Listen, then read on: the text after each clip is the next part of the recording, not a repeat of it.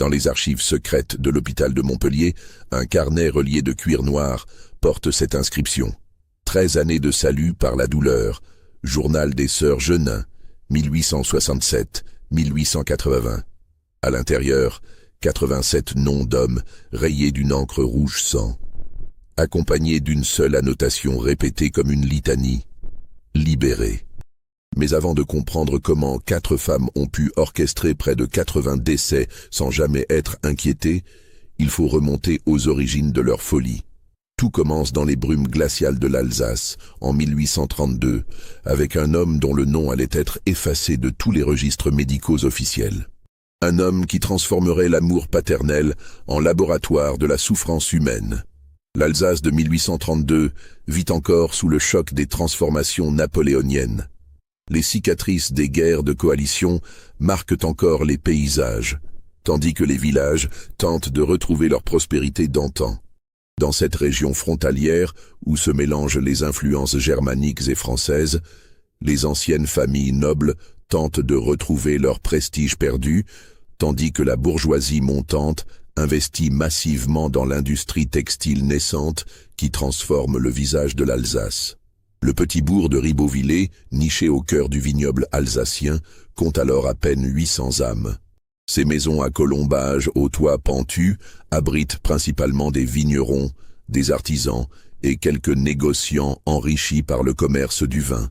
Les ruelles pavées serpentent entre les demeures de grès rose et l'air embaume perpétuellement les effluves de mou et de pain frais. C'est dans ce décor paisible que s'épanouit une famille qui va bientôt semer l'effroi dans toute la France méridionale. C'est dans ce contexte que Henri Morlock, fils d'un fabricant de tissus enrichi par les commandes militaires de l'Empire, décide d'abandonner l'entreprise familiale pour se consacrer à la médecine. Cette décision choque profondément sa famille, car les Morlock dirigent depuis 3 générations une manufacture prospère qui emploie près de 50 ouvriers. Mais Henri, jeune homme de 22 ans aux yeux perçants et au visage anguleux, manifeste depuis l'enfance une fascination morbide pour la souffrance humaine. Durant ses études de médecine à la faculté de Strasbourg, Henri se distingue par sa brillance intellectuelle, mais aussi par ses méthodes peu orthodoxes. Ses condisciples le surnomment le disséqueur, à cause de sa propension à prolonger anormalement les séances d'anatomie, scrutant avec une intensité dérangeante chaque organe, chaque muscle, chaque nerf.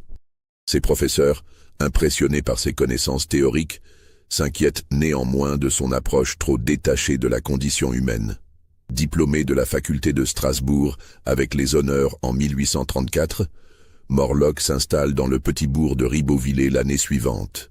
Il rachète l'ancienne demeure du bailli, une imposante bâtisse de grès rose située à l'écart du village, entourée de vignes et de jardins clos de murs. Cette maison, construite au XVIe siècle, impressionne par ses proportions. 3 étages, 16 pièces, des caves voûtées qui s'étendent sur toute la surface du bâtiment principal. Sa clientèle, composée principalement de vignerons et d'artisans, apprécie rapidement ses méthodes modernes et sa discrétion légendaire. Henri soigne avec la même attention minutieuse un simple paysan ou un riche négociant, ne distinguant jamais ses patients par leurs conditions sociales. Cette égalité de traitement, rare à l'époque, lui vaut une réputation de probité qui s'étend rapidement aux villages environnants. Mais derrière cette façade respectable se cache un esprit tourmenté par une obsession qui grandit chaque jour.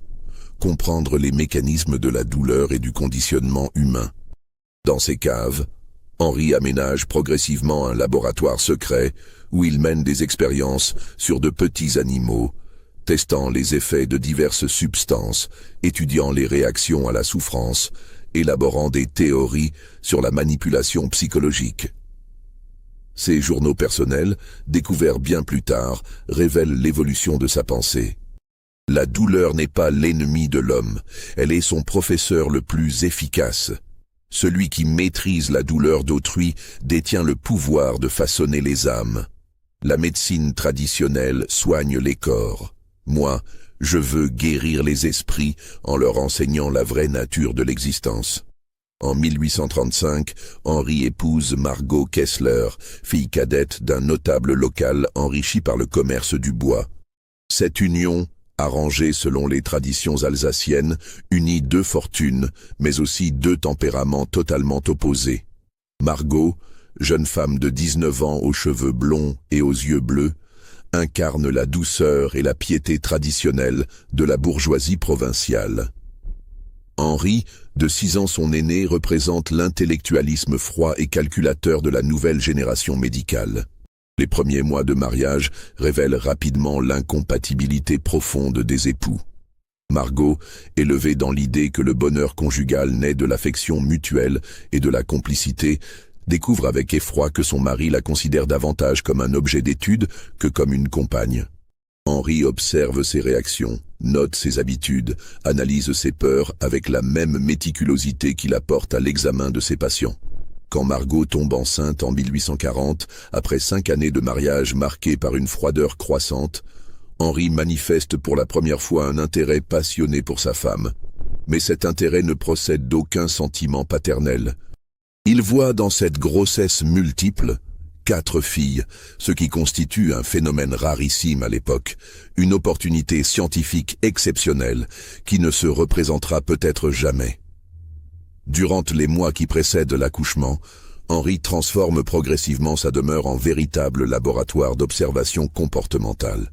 Il fait aménager 4 chambres identiques dans les combles, qu'il baptise selon sa philosophie personnelle. Espoir, désespoir, acceptation, soumission. Chaque pièce est conçue selon un environnement psychologique spécifique. Couleur des murs, disposition des meubles, éclairage, température, tout est calculé pour induire un état mental particulier. La propriété des Morlocks, située à l'écart du village, devient rapidement le théâtre d'expériences que personne ne soupçonne. La grande bâtisse de grès rose, typique de l'architecture alsacienne avec ses balcons de bois sculptés et ses fenêtres à meneaux, cache dans ses caves voûtées un laboratoire où Henri développe ses théories sur la manipulation psychologique. Il y accumule des traités de philosophie, des ouvrages d'anatomie, des herbiers détaillés, des instruments de mesure qu'il fait venir de Paris et même de Londres. Le 15 mars 1841, les quadruplés Genin voient le jour dans des circonstances troublantes. L'accouchement, difficile, se prolonge pendant près de 16 heures. Henri refuse catégoriquement la présence d'une sage-femme, préférant superviser personnellement la naissance de ses filles. Dès leur premier cri, il impose un protocole strict qui glace d'effroi Margot, épuisée par l'épreuve. Les 4 nouveau-nés sont immédiatement séparés de leur mère et placés dans des berceaux individuels, dans 4 pièces différentes de la maison. Chaque pièce porte un nom gravé sur une plaque de cuivre. Espoir, désespoir, acceptation, soumission. Chaque environnement a été minutieusement conçu pour influencer le développement psychologique de l'enfant qui y grandira. La chambre Espoir baigne dans une lumière dorée grâce à ses fenêtres orientées au sud, ses murs peints en jaune pâle et ses meubles de bois clair. Des mobiles colorés pendent au plafond. Des jouets en peluche garnissent un coffre de jouets, des illustrations de contes de fées ornent les murs.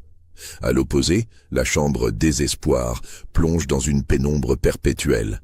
Ses fenêtres, orientées au nord, sont partiellement obstruées par des rideaux épais de couleur sombre. Les murs, peints en gris terne, ne portent aucune décoration. Le mobilier, réduit au strict minimum, se compose d'un lit de fer, d'une commode austère et d'une chaise de bois brut. Aucun jouet, aucun livre, aucun objet susceptible d'égayer l'existence de l'enfant. Les chambres acceptation et soumission présentent des caractéristiques intermédiaires savamment dosées selon les théories de Henri. Acceptation mélange éléments réconfortants et contraintes subtiles. Meubles confortables mais fixes, jouets présents mais en nombre limité. Éclairage suffisant mais jamais éclatant. Soumission privilégie l'ordre et la discipline. Tout y est rangé selon un protocole strict. Chaque objet a sa place précise. L'enfant apprend dès ses premiers mois que la moindre désobéissance aux règles établies entraîne la disparition temporaire de ses affaires personnelles. Margot, épuisée par l'accouchement, supplie son mari de lui laisser ses filles près d'elle, ne serait-ce que pour les allaiter. Mais Henri reste inflexible, invoquant des considérations médicales fantaisistes. Selon ses notes personnelles, retrouvées bien plus tard dans les caves de la demeure familiale, il considère que l'attachement maternel contamine l'objectivité scientifique nécessaire à la compréhension du développement psychologique humain.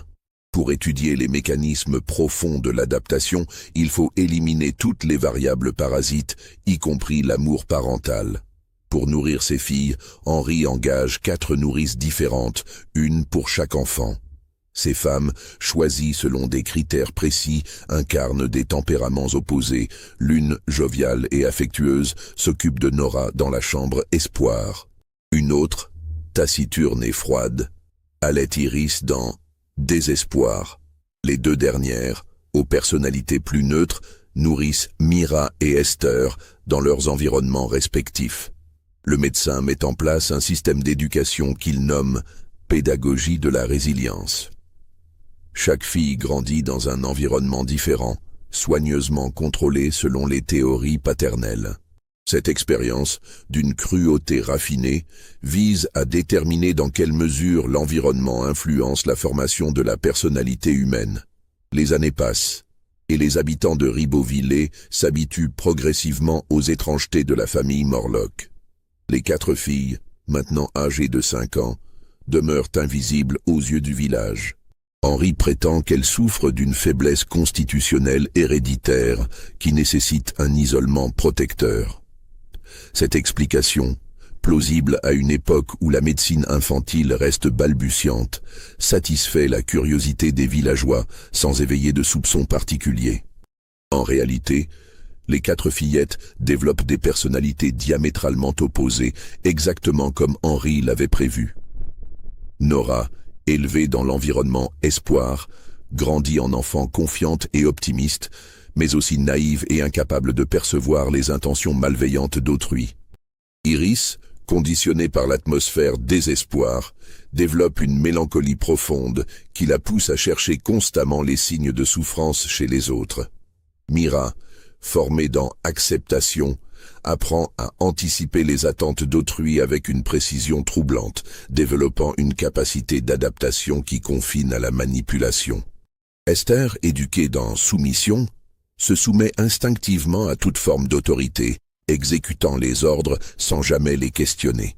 Le plus troublant dans cette expérience réside dans le fait qu'Henri ne néglige jamais leurs besoins physiques ou intellectuels. Les 4 filles sont parfaitement nourries, soignées médicalement avec une attention scrupuleuse, éduquées selon les méthodes les plus modernes de l'époque. Elles apprennent à lire et à écrire en français et en allemand, étudient l'arithmétique, la géographie, l'histoire naturelle. Mais chacune reçoit cet enseignement dans l'isolement de sa chambre sans jamais rencontrer ses sœurs. Une fois par semaine, le dimanche après-midi, Henri réunit ses filles dans son bureau pour ce qu'il appelle les séances de convergence. Ces rencontres, d'une durée invariable de 2 heures, constituent le seul moment où les quadruplés peuvent se retrouver. Henri observe minutieusement leurs interactions, note leurs réactions dans un carnet spécialement conçu à cet effet, teste leur capacité d'adaptation mutuelle après une semaine de conditionnement séparé. Durant ces séances, il inculque progressivement à toutes les 4 sa philosophie personnelle, répétant inlassablement le même discours. « Mes chères filles, vous êtes nées dans un monde imparfait où règne l'injustice et la souffrance. Mais cette souffrance n'est pas votre ennemie, elle est votre professeur. Seuls ceux qui ont connu la vraie douleur peuvent comprendre la vraie liberté. Seuls ceux qui ont appris à maîtriser leur propre souffrance peuvent libérer les autres de la leur. La douleur est l'école de la compassion véritable. » Ces paroles, répétées chaque semaine pendant des années, s'ancrent profondément dans l'esprit des fillettes. Elles ne comprennent pas encore le sens exact de ces mots, mais elles en retiennent la mélodie, l'intonation, l'importance que leur père y accorde. Cette doctrine devient progressivement leur catéchisme secret, leur vérité fondamentale, le prisme à travers lequel elles apprendront à percevoir le monde.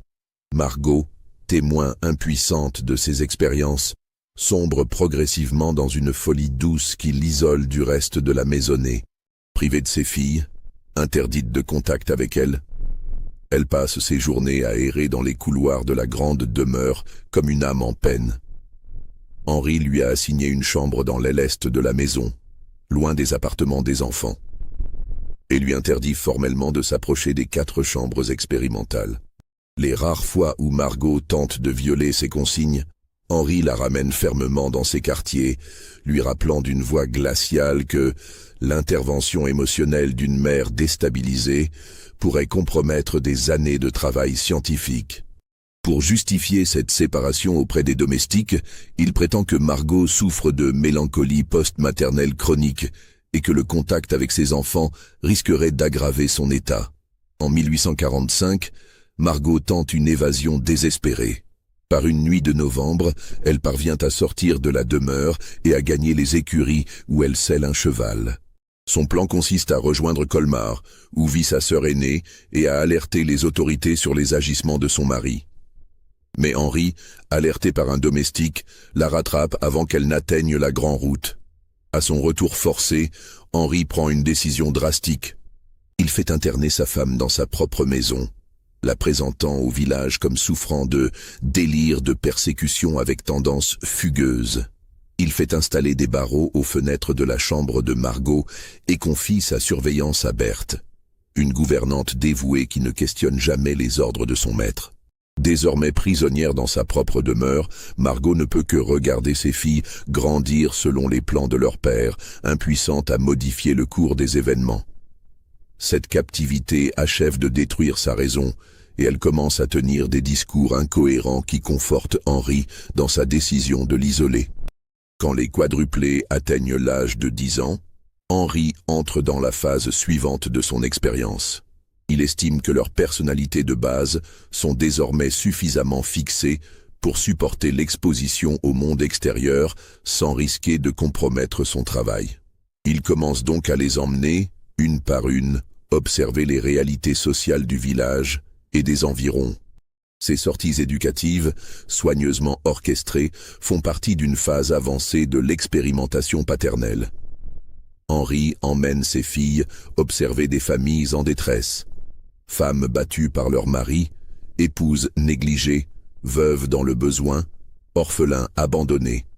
Il leur enseigne à identifier les signes de maltraitance, à reconnaître les rapports de domination, à analyser les dynamiques conjugales dysfonctionnelles. « Regardez bien cette femme », murmure-t-il à ses filles, en désignant une villageoise aux yeux pochés qui fait ses courses au marché.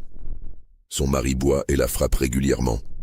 Observez sa façon de baisser les yeux, de voûter les épaules, de presser le pas quand elle aperçoit un homme. Mais elle reste avec lui. Pourquoi ? Parce qu'elle n'a jamais appris que la vraie liberté nécessite parfois un sacrifice douloureux. Si quelqu'un libérait cette femme de son bourreau, elle pourrait enfin découvrir qui elle est vraiment, développer ses propres forces, s'épanouir selon sa vraie nature. Ces leçons de sociologie appliquées se gravent profondément dans l'esprit des quadruplés, chacune les interprétant selon sa personnalité conditionnée. Nora, malgré son tempérament optimiste façonné par l'environnement espoir, développe une colère sourde contre les hommes violents qu'elle perçoit comme des obstacles au bonheur naturel des femmes. Iris, déjà mélancolique par conditionnement, voit dans ces femmes maltraitées le reflet de sa propre souffrance et développe une empathie douloureuse qui la pousse à vouloir soulager toutes les détresses. Mira, formée à anticiper les attentes d'autrui, apprend à lire les signaux de détresse avec une précision troublante, devenant capable de déceler en quelques minutes les failles d'un couple, les non-dits d'une relation, les violences cachées derrière les apparences bourgeoises. Esther, conditionnée à la soumission, accepte sans questionner la vision paternelle du monde et développe une conviction inébranlable. Certains êtres doivent souffrir pour que d'autres puissent être sauvés. Henri complète ses observations sociologiques par un enseignement pratique qui prend une tournure de plus en plus inquiétante. Il initie ses filles aux secrets de la botanique, particulièrement aux propriétés des plantes locales. Dans les jardins clos de sa propriété, il cultive un impressionnant herbier où prospèrent des espèces aux vertus médicinales, mais aussi toxiques. Digitaline, belladone, aconite, ciguë, jusquiame. La nature, explique-t-il à ses filles pendant ses cours de botanique appliquée, a doté chaque plante d'un pouvoir spécifique. Certaines guérissent, d'autres endorment la douleur, d'autres encore libèrent définitivement de toute souffrance. Un vrai médecin doit connaître tous ses pouvoirs pour choisir le traitement le plus approprié à chaque situation. Ces leçons s'accompagnent d'un enseignement anatomique poussé qui dépasse largement ce qu'on enseigne habituellement aux jeunes filles de bonne famille. Henri apprend à ses filles les points de fragilité du corps humain, les méthodes pour provoquer des accidents apparemment naturels, les techniques pour administrer des substances sans éveiller les soupçons.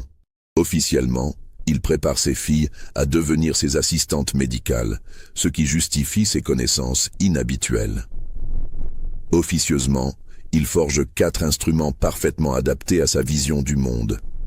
En 1856, un événement vient bouleverser cet équilibre précaire et révéler la vraie nature de l'expérience paternelle. Margot, après 11 années de réclusion progressive qui ont achevé de détruire sa raison, parvient à mettre fin à ses jours en absorbant une décoction de digitaline qu'elle a réussi à cultiver secrètement dans un coin oublié du jardin. Elle laisse derrière elle une lettre déchirante, cachée dans une fissure du mur de sa chambre, lettre qui ne sera découverte qu'après la mort de Henri. Dans ce message, rédigé d'une écriture tremblante, elle supplie quiconque le trouvera de protéger ses filles de l'homme qui a remplacé l'amour par la science et la tendresse, par l'expérimentation. Henri présente le suicide de sa femme comme une libération nécessaire d'un esprit trop fragile pour comprendre les exigences de la connaissance scientifique. Aux yeux de ses filles, désormais âgées de 15 ans, la mort de leur mère devient la preuve vivante de la théorie paternelle. Seule la douleur ultime peut mener à la vraie libération. Cette interprétation sinistre du suicide maternel achève de sceller le conditionnement des quadruplés. L'année suivante, Henri intensifie encore l'éducation de ses filles, estimant qu'elles sont désormais prêtes pour la phase finale de son expérience. Il leur enseigne les subtilités de la manipulation psychologique, l'art de gagner la confiance d'autrui, les techniques pour convaincre sans éveiller les soupçons. Ces cours, qu'il présente comme une formation à l'assistance psychologique aux personnes en détresse, préparent en réalité les quadruplés à devenir les instruments de sa justice personnelle. « Mes chéris », leur répète-t-il chaque soir avec une solennité quasi religieuse, « vous êtes appelés à une mission sacrée qui dépassera ma propre existence.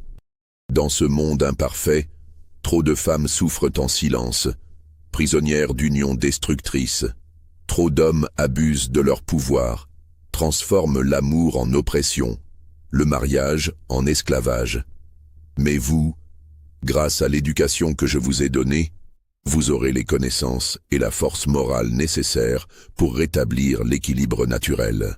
Souvenez-vous toujours de cette vérité fondamentale. Seule la douleur peut enseigner la vraie compassion. Seule la libération définitive peut révéler les forces cachées de l'âme humaine. En 1862, Henri Morlock s'éteint subitement d'une crise cardiaque foudroyante, alors qu'il supervise l'une de ses expériences botaniques dans les caves de sa demeure. Sa mort, survenue sans témoin, laisse les quadruplés orphelines à l'âge de 21 ans.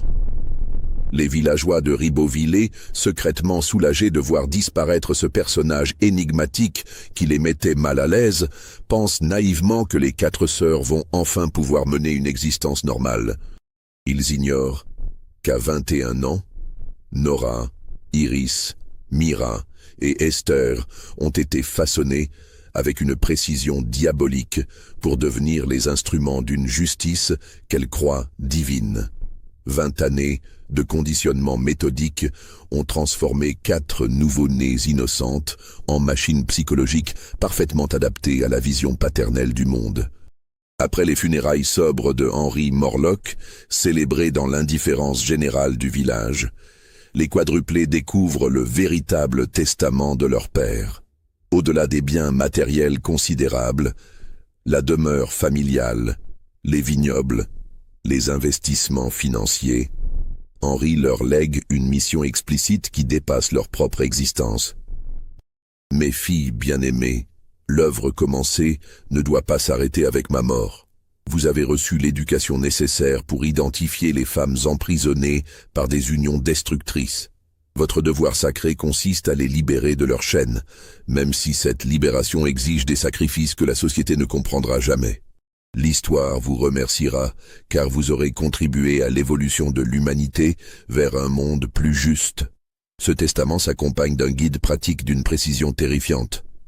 Liste détaillée de produits toxiques indétectables, méthodes éprouvées pour provoquer des accidents domestiques crédibles, techniques de manipulation psychologique testées pendant des années, carnet d'adresses de complices potentiels dans diverses villes françaises. Henri a littéralement préparé ses filles à devenir des agents de ce qu'il considère comme une justice supérieure aux lois humaines. Les 4 sœurs, unies pour la première fois par un objectif commun après 20 années de conditionnement séparés, prennent rapidement leurs décisions. Elles vendent la propriété familiale à un négociant strasbourgeois pour une somme considérable et quittent l'Alsace sans regret, emportant avec elles les enseignements paternels et une fortune suffisante pour financer leur mission. Leur destination, soigneusement choisie, est Montpellier, ville universitaire du Midi où elles pourront passer inaperçues tout en ayant accès à une clientèle variée et prospère. Cette cité languedocienne, riche de son université de médecine réputée et de sa bourgeoisie marchande florissante, offre le terrain idéal pour leurs activités futures. Suffisamment cosmopolite pour que 4 nouvelles venues n'attirent pas l'attention. Suffisamment prospère pour abriter de nombreux couples bourgeois aux relations souvent tendues. Avec l'héritage paternel, elles achètent une élégante maison bourgeoise, rue de l'Aiglongue, dans un quartier résidentiel paisible proche du centre historique. Cette demeure à 3 étages, typique de l'architecture languedocienne, avec sa façade de pierre blonde et ses balcons de fer forgé, devient rapidement leur base d'opération. Elles s'y installent comme conseillères matrimoniales, profession nouvelle et respectée qui leur permet d'attirer une clientèle féminine en détresse sans éveiller de soupçons. Leur méthode, perfectionnée au fil des mois, révèle une efficacité redoutable qui témoigne de la qualité de leur formation paternelle. Chaque sœur joue un rôle spécifique, complémentaire des autres, dans un système d'une précision chirurgicale.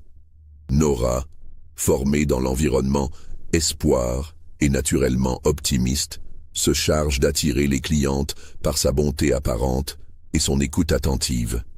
Sa capacité à inspirer confiance, développée pendant 20 années de conditionnement positif, lui permet de créer rapidement des liens émotionnels forts avec les femmes en détresse. Elle incarne la figure maternelle rassurante que ces femmes n'ont jamais eue, l'amie compréhensive qui valide leurs souffrances sans les juger. Iris, conditionnée par l'environnement désespoir et naturellement mélancolique, excelle dans l'identification des failles psychologiques et des traumatismes cachés. Sa propre souffrance, cultivée scientifiquement par son père, lui donne une capacité d'empathie douloureuse qui lui permet de déceler instantanément les blessures secrètes de leurs clientes. Elle devient la confidente privilégiée des femmes maltraitées, celle qui comprend leur douleur, parce qu'elle la partage. Mira, éduquée dans acceptation et formée à anticiper les attentes d'autrui, analyse froidement les situations conjugales et établit des diagnostics de compatibilité d'une précision troublante. Sa capacité à lire les rapports de force, les dynamiques de pouvoir, les mécanismes de domination fait d'elle l'experte stratégique du groupe. Elle détermine qui peut être sauvé, qui mérite d'être libéré, qui constitue un obstacle à éliminer. Esther, conditionnée dans soumission et habituée à exécuter les ordres sans les questionner, devient l'agent opérationnel du groupe. Sa capacité à obéir aveuglément, développée pendant 20 années de conditionnement, fait d'elle l'instrument parfait pour les phases les plus délicates de leurs opérations. Elle exécute les plans avec une précision mécanique, sans jamais remettre en question la justesse de leurs actes. Leur première patiente arrive en septembre 1863. Clotilde Beaumont, épouse d'un négociant en vin prospère, frappe à leur porte sur recommandation d'une amie qui a entendu parler de leur méthode révolutionnaire pour résoudre les conflits conjugaux. Clotilde, femme de 32 ans aux traits tirés par des années de violence domestique, porte encore les traces à peine dissimulées des derniers coups de son mari. Un hématome sous l'œil droit, camouflé par de la poudre de riz, des marques de doigts sur le poignet gauche, cachées par des gants de dentelle. Son mari, Auguste Beaumont, incarne parfaitement le type d'homme que les sœurs Genin ont appris à identifier comme irrécupérable. Négociant enrichi par le commerce du vin languedocien, il boit ses propres produits avec excès et transforme régulièrement ses excès d'alcool en violence conjugale. Clotilde raconte, la voix brisée par l'émotion, comment Auguste la bat après chacune de ses soirées arrosées, l'accusant de tous les maux, la tenant responsable de ses échecs commerciaux, de ses difficultés sociales, de sa propre déchéance morale. Les sœurs l'écoutent pendant des semaines avec une patience et une compassion qui touchent profondément Clotilde. Pour la première fois de sa vie adulte, elle trouve des femmes qui comprennent sa souffrance sans la juger, qui valident ses peurs sans la culpabiliser, qui l'encouragent à reprendre le contrôle de sa destinée. Cette écoute thérapeutique, fruit de l'enseignement paternel, crée progressivement un lien de dépendance émotionnelle qui permettra aux sœurs de guider Clotilde vers la solution qu'elles estiment appropriée. Au bout de 2 mois de consultations régulières, quand Clotilde évoque pour la énième fois son désespoir face à l'alcoolisme destructeur de son mari, Esther lui suggère innocemment que, parfois, les accidents arrivent naturellement aux hommes qui boivent trop. Les escaliers deviennent traîtres, les marches glissantes, surtout quand on descend à la cave chercher une bouteille de plus. Cette suggestion, formulée avec la naïveté apparente que Esther a perfectionnée, germe lentement dans l'esprit tourmenté de Clotilde. Les sœurs n'insistent jamais, ne formulent jamais explicitement leurs intentions, se contentent de semer des idées qui fleurissent naturellement dans des esprits préparés par des années de souffrance. 3 mois plus tard, par une soirée de décembre particulièrement froide, Auguste Beaumont descend chercher une bouteille dans sa cave après un dîner copieusement arrosé. Il glisse sur les marches de pierre humide et se brise la nuque dans sa chute. Sa mort, instantanée, passe pour un tragique accident domestique, les chutes d'escalier étant malheureusement fréquentes chez les hommes qui abusent de l'alcool. L'enquête, menée par un brigadier de gendarmerie consciencieux mais peu expérimenté, conclut rapidement à l'accident. Aucun élément ne suggère un acte criminel. Auguste était notairement alcoolique, l'escalier de la cave était effectivement glissant et surtout, Clotilde était visiblement au salon en train de broder quand le drame s'est produit. Plusieurs témoins peuvent d'ailleurs attester qu'elle n'a jamais quitté le salon de toute la soirée. Clotilde, soudainement veuve et héritière d'un commerce prospère, traverse une période de deuil apparemment sincère qui convainc définitivement les autorités de son innocence. Mais 6 mois plus tard, sa transformation spectaculaire frappe tous ceux qui la connaissaient. La femme effacée et terrorisée d'autrefois est devenue une commerçante dynamique qui développe l'entreprise de son défunt mari, s'épanouit socialement, rayonne d'une confiance nouvelle. Elle remercie régulièrement les sœurs Genin pour leurs précieux conseils psychologiques qui l'ont aidé à découvrir les forces cachées en elle. Dans le journal intime collectif que tiennent les 4 femmes, elles notent avec satisfaction « Clotilde Beaumont, libérée le 15 décembre 1863. Méthode, accident domestique par négligence alcoolique. Résultat, épanouissement complet de la patiente. La douleur de la perte a bien enseigné la vraie liberté. » Le succès de leur première libération conforte définitivement les sœurs Genin dans la justesse de leur mission. Elles développent rapidement une clientèle fidèle de femmes malheureuses en mariage, attirées par leur réputation grandissante de guérisseuses des âmes blessées. Leur cabinet de conseil, installé dans les salons élégants de leur demeure bourgeoise, devient un refuge pour les épouses battues, négligées, trompées ou simplement incomprises. Officiellement, elles offrent un soutien psychologique novateur et des conseils pratiques pour améliorer les relations conjugales. Leur méthode, présentée comme révolutionnaire, mélange écoute empathique, analyse comportementale et techniques de développement personnel. Cette approche moderne, rare à l'époque, attire une clientèle bourgeoise séduite par ces concepts avant-gardistes. Officieusement, elles évaluent chaque cas selon les critères rigoureux hérités de leur éducation paternelle. Leur méthode évolue et se perfectionne au fil des consultations. Elles établissent progressivement une grille d'évaluation d'une précision scientifique. Degré de violence conjugale, fréquence des sévices, situation financière de l'épouse, présence d'enfants, probabilité de récidive du mari, capacité d'épanouissement post-veuvage de la femme. Seuls les cas jugés irrécupérables, selon cette grille, justifient l'intervention ultime. Les sœurs ne tuent pas par plaisir ou par facilité. Elles appliquent une méthode qu'elles considèrent comme scientifique pour résoudre des problèmes sociaux que la justice officielle ne peut traiter efficacement. En 1864, elles s'attaquent à leur deuxième cas majeur. Gérard Fontaine, maître tanneur qui a développé un système de punition particulièrement sadique pour contrôler sa femme Eugénie. Quand cette dernière désobéit, c'est-à-dire exprime une opinion personnelle, tarde à préparer un repas ou simplement déplaît par son attitude, Gérard l'enferme dans la cave de leur maison pendant des heures, parfois des journées entières, dans l'obscurité totale et l'humidité malsaine. Eugénie, femme de 28 ans au tempérament naturellement vif, s'est progressivement éteinte sous ce régime de terreur psychologique. Quand elle arrive chez les sœurs Genin, elle présente tous les symptômes d'une dépression profonde. Regard éteint, voix à peine audible, sursaut nerveux au moindre bruit inattendu. Son cas émeut particulièrement Iris, qui reconnaît dans cette souffrance l'écho de sa propre éducation dans l'environnement désespoir.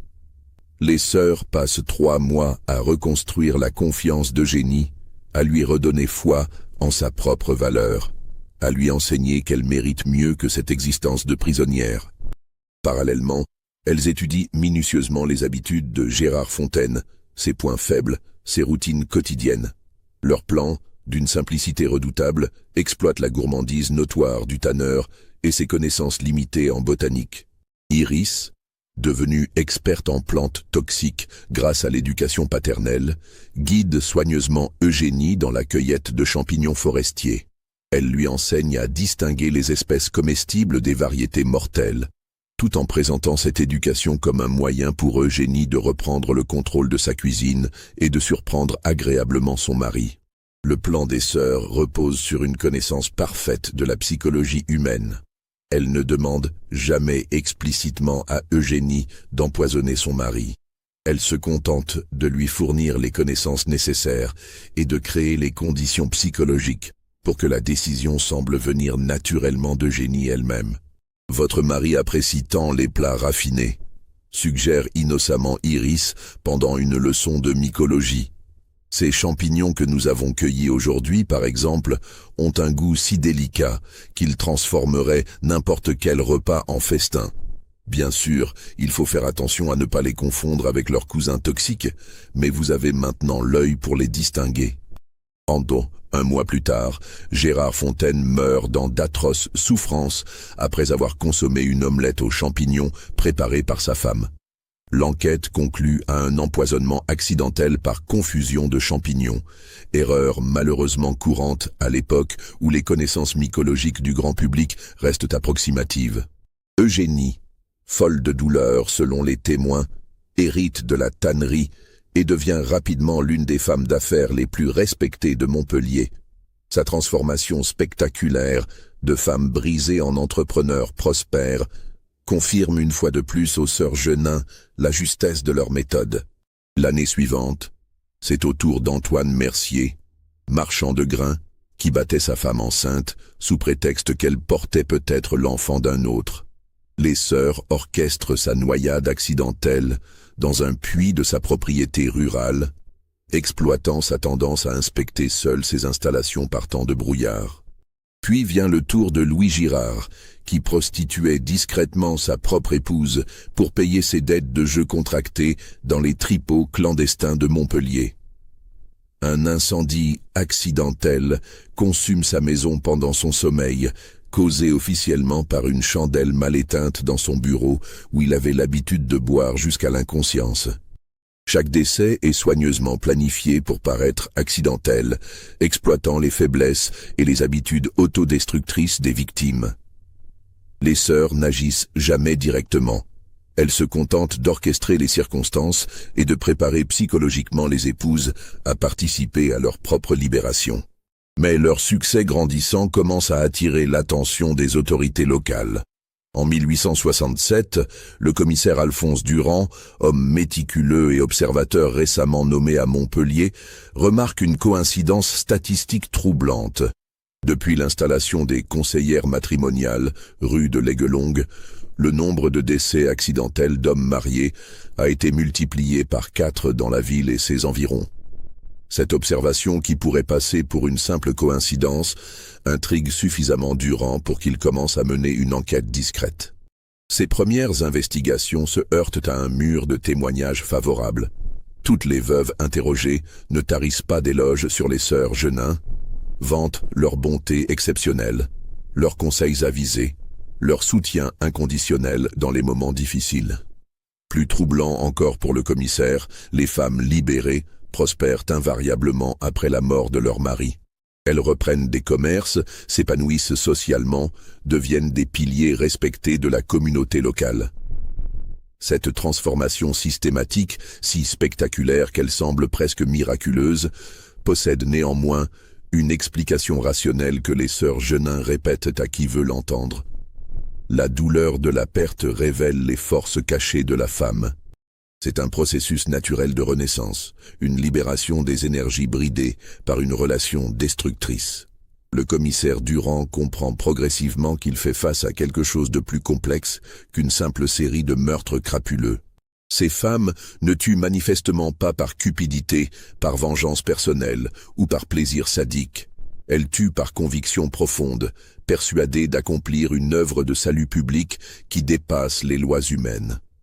Leur sincérité absolue rend l'enquête infiniment plus difficile, car même leurs victimes indirectes, les veuves qui ont perdu leur mari, les protègent instinctivement. Comment prouver la culpabilité de femmes que leurs propres victimes considèrent comme des bienfaitrices? Entre 1867 et 1875, les sœurs Genin perfectionnent leur système et étendent leur influence bien au-delà de Montpellier. Leur réputation de guérisseuses des mariages brisés se répand dans tout le Languedoc, attirant une clientèle qui vient parfois de Nîmes, de Béziers ou même de Toulouse. Elles établissent un réseau de correspondantes dans diverses villes, femmes qui leur signalent les cas intéressants et leur fournissent les informations nécessaires pour intervenir efficacement. Leur méthode évolue constamment, s'adaptant aux circonstances locales, aux personnalités rencontrées, aux opportunités qui se présentent. Elles développent une véritable expertise criminelle, mais toujours au service de leur idéal de justice féminine. Leur journal intime, tenu collectivement, devient un catalogue exhaustif de leurs libérations. 75 femmes sauvées en 12 années, 75 hommes accidentés, selon des méthodes de plus en plus sophistiquées. En 1875, les sœurs Genin commettent leur première et fatale erreur de jugement. Elles acceptent le cas de Bernadette Roussel, jeune femme de 18 ans mariée contre son gré à Édouard Roussel, riche propriétaire terrien de 60 ans, réputé dans toute la région pour sa pingrerie légendaire et sa cruauté envers sa jeune épouse. Bernadette semble correspondre parfaitement à leur profil habituel. Femme jeune et vulnérable, mariée par arrangement familial à un homme qu'elle n'aime pas, privée de liberté et d'affection, maltraitée psychologiquement par un époux qui pourrait être son grand-père. Son cas émeut d'autant plus les sœurs qu'elles voient en elle l'image de ce qu'elles auraient pu devenir si leur père avait choisi de les marier plutôt que de les destiner à leur mission actuelle. Mais ce qu'ignorent les 4 femmes, aveuglées par leur compassion et leur conviction, c'est que Bernadette entretient depuis plusieurs mois une liaison passionnée avec Paul Roussel, neveu de son mari et héritier désigné du patrimoine familial. Plus grave encore, le jeune couple a déjà planifié dans le détail l'empoisonnement du vieil Édouard pour hériter rapidement de sa fortune considérable. Bernadette, loin d'être la victime innocente qu'elle prétend, est en réalité une manipulatrice accomplie qui a immédiatement perçu l'opportunité que représentent les sœurs Genin. Plutôt que de se salir les mains elle-même, elle peut utiliser leur expertise pour éliminer son mari tout en conservant une réputation d'innocence parfaite. Quand Esther suggère délicatement à Bernadette d'utiliser de la digitale pour calmer les colères de son mari, la jeune femme accepte avec un empressement qui aurait dû alerter les sœurs. Mais elles sont si convaincues de la justesse de leur cause, si habituées à voir leur patiente adopter leurs suggestions avec reconnaissance, qu'elles n'imaginent pas être manipulées à leur tour. Bernadette suit scrupuleusement les conseils de Esther, préparant avec un soin méticuleux les infusions de digital qu'elle administre progressivement à son mari sous prétexte de tisane calmante pour ses rhumatismes. Édouard Roussel meurt effectivement empoisonné après 3 semaines d'agonie discrète, ses symptômes étant attribués par le médecin de famille à une défaillance cardiaque liée à son âge avancé. Mais Bernadette commet alors l'imprudence qui va déclencher la chute des sœurs Genin. Elle se remarie avec Paul Roussel moins de 3 mois après les funérailles de son premier époux. Cette indécence, choquante même pour les mœurs relativement libres de l'époque, scandalise Montpellier et attire immédiatement l'attention du commissaire Durand. Cette fois, Durand dispose d'un élément nouveau qui relance son enquête stagnante. Une veuve qui ne respecte pas les convenances du deuil, qui se remarie avec une hâte suspecte, et qui surtout affiche une joie de vivre incompatible avec la perte récente d'un époux. Il rouvre immédiatement l'enquête sur tous les décès suspects liés de près ou de loin aux sœurs Genin. Bernadette, grisée par son succès et sa nouvelle fortune, commet alors une seconde erreur fatale. Elle se vante imprudemment auprès de ses nouvelles amies d'avoir bénéficié des conseils avisés de femmes remarquables qui comprennent vraiment la souffrance conjugale. Interrogée par Durand, elle révèle innocemment les méthodes des sœurs, persuadée que tout le monde approuve leurs actions puisqu'elles libèrent les femmes malheureuses. Le 12 octobre 1875, le commissaire Durand se présente rue de l'Aiguelongue avec un mandat de perquisition en bonne et due forme. Il découvre dans la maison des sœurs Genin un véritable arsenal de la mort discrète. Herbier détaillé de plantes toxiques avec annotation sur leurs propriétés et dosages, manuel d'anatomie humaine minutieusement annoté, plan précis des maisons de leurs patientes, et surtout le journal collectif où sont consignées avec une précision maniaque toutes leurs libérations. Les 4 femmes, arrêtées simultanément dans leur salon alors qu'elles prenaient le thé en évoquant leur prochain cas, ne manifestent aucune résistance. Elles semblent même soulagées que leur œuvre soit enfin reconnue officiellement par les autorités. Durant les interrogatoires qui suivent, elles expliquent calmement leur philosophie, citent les enseignements de leur père, décrivent chaque meurtre comme un acte de compassion nécessaire pour le bien de l'humanité. Nous avons sauvé 87 femmes en 13 années, déclare Nora avec une fierté non dissimulée lors de son premier interrogatoire. 87 âmes emprisonnées qui peuvent désormais découvrir leur vraie nature, développer leur talent caché, s'épanouir selon leur potentiel authentique. Comment la justice pourrait-elle nous reprocher d'avoir raccourci la souffrance inutile de ces femmes et libéré leur force créatrice? L'instruction judiciaire, menée par le juge Barthélemy Cavaillès, révèle progressivement l'ampleur véritablement stupéfiante de leur système. Pendant 13 années, les sœurs Genin ont orchestré la mort de 87 hommes dans tout le sud de la France, créant un réseau de veuves qui toutes témoignent encore de leur transformation miraculeuse après la mort de leurs époux. Le phénomène prend une dimension quasi sociologique qui dépasse le simple fait divers criminel. Une génération entière de femmes a été libérée par les sœurs Genin, créant dans certaines régions du Midi une proportion anormalement élevée de veuves prospères et épanouies. Ces femmes, devenues indépendantes grâce à la mort accidentelle de leur mari, forment désormais un groupe social influent qui défend farouchement leur bienfaitrice.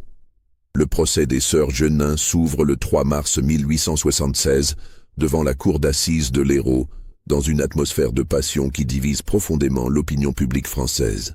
L'affaire, largement relatée par la presse nationale, cristallise les tensions sociales de l'époque autour de la condition féminine, du mariage bourgeois et des limites de la justice. D'un côté, les partisans de l'ordre moral accusent les 4 femmes d'avoir orchestré le plus grand massacre en série de l'histoire judiciaire française, bafouant les lois divines et humaines qui régissent la société. Pour eux, les sœurs Genin incarnent le chaos que pourrait engendrer l'émancipation féminine poussée à l'extrême. De l'autre côté, un mouvement féministe naissant, emmené par des intellectuels comme Marie de Resmes et Hubertine Auclair, voit dans leur action une forme certes extrême, mais compréhensible de résistance à l'oppression masculine systémique. Ces femmes, sans approuver les méthodes, comprennent les motivations et dénoncent une société qui pousse les femmes à de telles extrémités. Le plus troublant pour l'opinion publique réside dans les témoignages poignants des veuves. Une par une, 87 femmes viennent défendre leur bienfaitrice devant la cour, décrivant avec une émotion sincère leur épanouissement personnel, leur réussite sociale, leur nouvelle joie de vivre. Clotilde Beaumont, désormais propriétaire de 3 commerces prospères et employant 15 personnes, déclare avec conviction « Ces femmes m'ont rendu ma dignité d'être humain. Sans elles, je serais morte de coups ou de désespoir. Elles m'ont appris que je valais mieux que les gifles et les humiliations. » Ce défilé de témoignages favorables crée un malaise profond dans l'opinion publique. Comment condamner des femmes que leurs propres victimes vénèrent comme des sauveurs? Comment nier les résultats spectaculaires de leurs interventions? La plupart de ces veuves ont effectivement prospéré, créé des entreprises, élevé leurs enfants dans la dignité, contribué au développement économique de leur région. Les avocats des sœurs Genin, menés par maître Alphonse Bertrand, célèbre pénaliste parisien, plaident la folie héréditaire en évoquant l'éducation aberrante infligée par Henri Morlock. Ils tentent de présenter leurs clientes comme des victimes devenues bourreaux, des instruments façonnés par un père déséquilibré pour accomplir ses fantasmes de justice personnelle. Mais les 4 femmes refusent catégoriquement cette ligne de défense qui nierait la validité de leur mission. Elles revendiquent pleinement leurs actes, maintiennent qu'elles ont agi en toute conscience et par compassion authentique, citent systématiquement les succès de leurs patientes, comme preuves irréfutables de la justesse de leur méthode. « Nous ne sommes ni folles ni victimes », affirme Iris d'une voix ferme durant son témoignage fleuve qui dure près de 3 heures. « Nous avons simplement appliqué une méthode scientifique pour résoudre un problème social que les institutions traditionnelles refusent de traiter. Notre père nous a enseigné que seule la douleur peut révéler la vraie nature de l'être humain et libérer les potentiels cachés. Regardez ces femmes qui témoignent pour nous. Elles sont épanouies, libres, accomplies, créatrices. N'est-ce pas là la preuve vivante que notre méthode, bien que douloureuse, était scientifiquement correcte? » Le réquisitoire du procureur général, maître Édouard Milot, dure 2 journées entières. Il dresse un portrait terrifiant des accusés, les décrivant comme 4 furies sorties des enfers pour semer la mort au nom d'une justice qu'elles se sont arrogée. Il insiste sur la préméditation, la récidive, l'absence totale de remords, le danger que représenteraient ces femmes si elles étaient remises en liberté. Le jury, composé de 12 hommes selon les lois de l'époque, délibère pendant 4 jours dans une atmosphère de tension extrême. Les débats sont houleux. Certains jurés, impressionnés par les témoignages des veuves, penchent pour une condamnation atténuée. D'autres, effrayés par l'ampleur du carnage et les convictions inébranlables des accusés, exigent la peine de mort. Le 18 avril 1876, le président du jury rend son verdict d'une voix tremblante. Nora, Iris, Mira et Esther Genin sont reconnus coupables de 87 assassinats avec préméditation. Cependant, en raison des circonstances particulières de leur éducation et de la sincérité apparente de leur motivation, elles échappent à la guillotine et sont condamnées à la prison à vie avec travaux forcés. Mais l'histoire des sœurs Genin ne s'arrête pas avec leur condamnation. Incarcérées à la prison pour femmes de Rennes, réputée pour sa discipline de fer, les 4 femmes découvrent un nouveau terrain d'action pour leur mission. La prison abrite de nombreuses détenues, condamnées pour avoir tué leur mari violent, femmes que la justice officielle a punies, mais que les sœurs considèrent comme des héroïnes incomprises. Elles identifient rapidement ces co-détenues, leur prodiguent des conseils psychologiques, les confortent dans l'idée qu'elles ont agi justement pour défendre leur dignité. Progressivement, elles reconstituent en prison un réseau de libératrices qui reproduit leur système à l'intérieur même de l'établissement pénitentiaire. En 1880, une épidémie mystérieuse de suicide frappe l'aile masculine de la prison de Rennes. 14 gardiens et détenus masculins s'empoisonnent en l'espace de 6 mois. Tous avec des substances cultivées dans le jardin potager de la prison que les détenus entretiennent dans le cadre de leur réinsertion. L'enquête interne révèle que les sœurs Genin ont enseigné la botanique toxique à leurs co-détenus, leur fournissant les connaissances nécessaires pour libérer leurs oppresseurs masculins, même en détention. Cette découverte épouvante l'administration pénitentiaire qui comprend que les 4 femmes représentent un danger, même enfermées. Le directeur de la prison écrit au ministre de la Justice « Ces femmes possèdent un pouvoir de persuasion diabolique qui transforme les détenus les plus dociles en instruments de mort. Tant qu'elles resteront ensemble, elles continueront à propager leur doctrine mortifère. » Les autorités décident alors de les séparer définitivement, mesure exceptionnelle qui n'avait jamais été appliquée auparavant. Nora est transférée à la prison de Lyon, Iris à celle de Bordeaux, Mira à Nancy, Esther à Dijon. Pour la première fois depuis leur naissance, après près de 40 années de vie commune, les quadruplés sont séparés. Cette séparation provoque chez elles un effondrement psychologique immédiat et spectaculaire. Privées de leur sœur qui constituait leur seule famille, leur seul soutien, leur seule raison de vivre, elles dépérissent rapidement comme des plantes arrachées à leur terre natale. Nora, isolée à Lyon, tente d'abord de reconstituer un réseau parmi les détenus, mais son optimisme naturel s'émousse face à la solitude.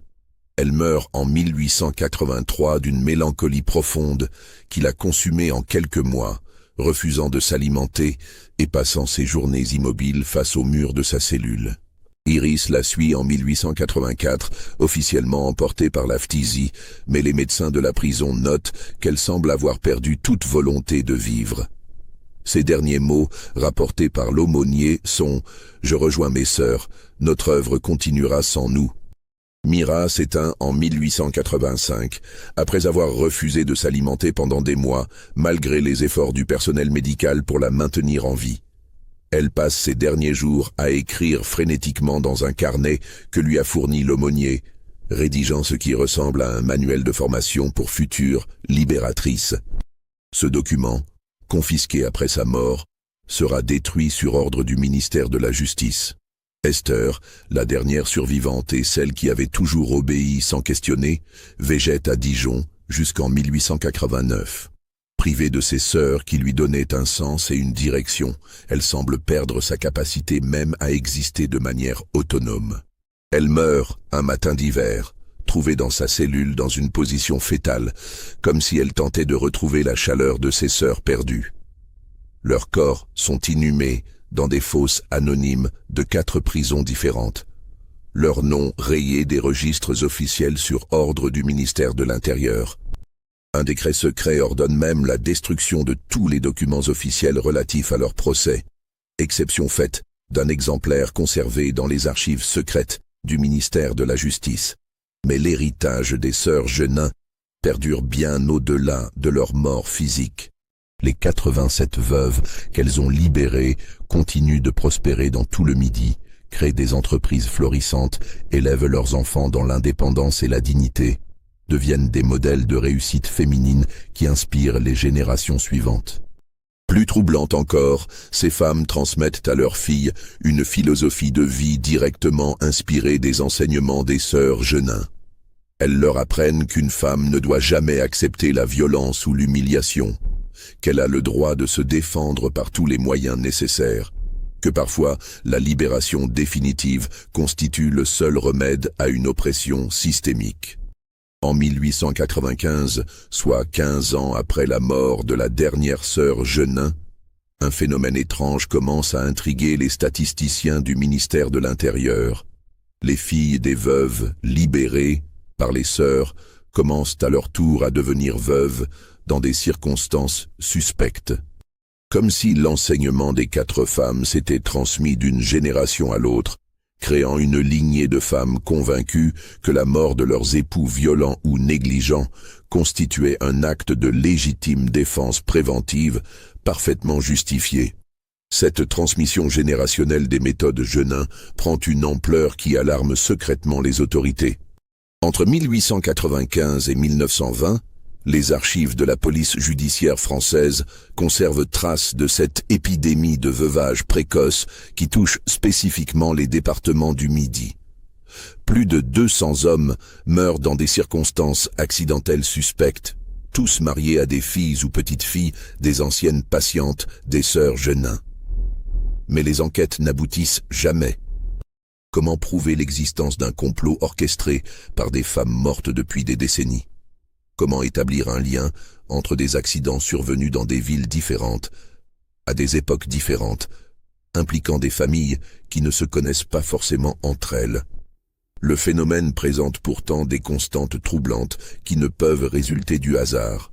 Les méthodes employées reproduisent fidèlement celles des sœurs Genin. Empoisonnement accidentel par confusion de champignons ou de plantes, chute malheureuse d'hommes alcooliques, noyade tragique d'époux imprudents, incendie dramatique causé par la négligence de fumeurs invétérés. Plus inquiétant encore, les veuves de cette seconde génération prospèrent exactement comme leur mère l'avait fait. Elles reprennent les affaires de leurs défunts maris, s'épanouissent socialement, élèvent leurs enfants dans l'indépendance, deviennent des piliers respectés de leur communauté. Cette réussite systématique, statistiquement impossible si elle résultait du seul hasard, suggère l'existence d'un enseignement transmis et d'une méthode perfectionnée. Le commissaire Durand, désormais retraité mais toujours passionné par l'affaire qui a marqué sa carrière, mène entre 1910 et 1915 une enquête personnelle sur ce qu'il appelle dans ses notes privées l'héritage maudit des Genin. Ses conclusions consignées dans un rapport qu'il remet au préfet de l'Hérault sont glaçantes. Les sœurs Genin n'ont pas seulement tué 87 hommes, elles ont créé une école de pensée, une tradition familiale, une doctrine qui se transmet de mère en fille comme un patrimoine secret. Elles ont transformé la violence conjugale en guerre souterraine où les femmes possèdent désormais des armes que nous ne savons pas détecter. Le rapport Durand recommande une surveillance discrète mais systématique des descendants des veuves Genin, la création d'un fichier spécial au ministère de l'Intérieur et surtout le développement de nouvelles méthodes d'enquête adaptées à ce type de criminalité familiale transmise. Mais la Première Guerre mondiale interrompt ces projets et le dossier sombre dans les oubliettes administratives. En 1920, une dernière flambée de décès suspects touche la région de Montpellier. 12 hommes meurent en 6 mois, tous maris de petites filles, des anciennes patientes, des sœurs Genin. Cette fois, les autorités locales décident d'agir avec discrétion, mais fermeté. Une enquête secrète, menée conjointement par la police judiciaire et les services du ministère de l'Intérieur, révèle l'existence de ce qui ressemble à une société secrète féminine.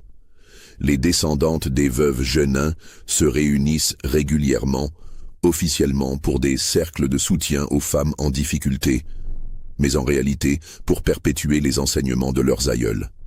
Ces femmes ont développé un véritable réseau d'entraide criminelle, partage d'informations sur les maris violents, échange de conseils pratiques pour résoudre les problèmes conjugaux, soutien psychologique et financier aux nouvelles veuves. Elles ont même créé un système de parrainage où les veuves expérimentées forment les jeunes mariées malheureuses aux méthodes de libération définitive. Le dernier document officiel concernant cette affaire date du 15 juin 1923.